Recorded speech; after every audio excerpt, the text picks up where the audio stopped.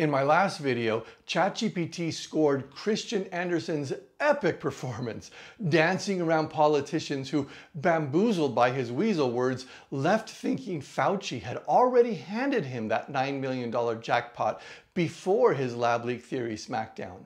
But few paid attention to the glorious halftime show when SNL brought much needed comic relief with their beloved Detective Debbie Dingell character, mad as hell and determined to get the facts. I now recognize Ms. Dingell from Michigan.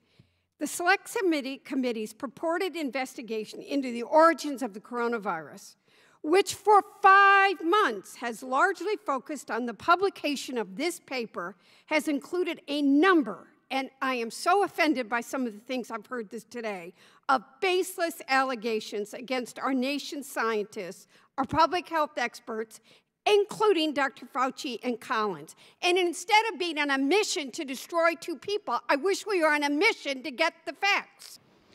Absolutely. If we don't press for hard facts, they'll think they can make a fortune cooking up lab virus specials and selling us the cure. So go get him, Detective.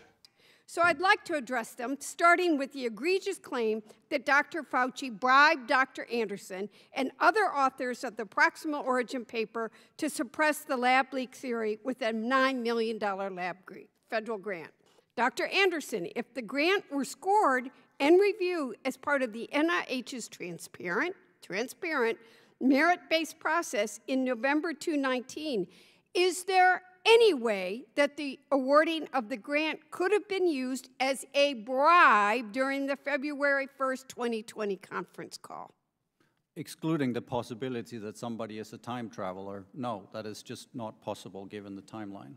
The suggestion, my friends, that Dr. Fauci and Dr. Collins were engaged in some sort of intricate cover-up to suppress the lab leak theory and bribe researchers is reckless, irresponsible, and grossly inaccurate.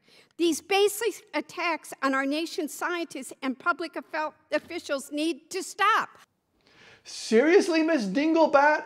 You didn't get the memo that everybody already knew he filled out the application in 2019 for some unspecified amount, and the question is merely when it got approved and ballooned to a whopping $9 million.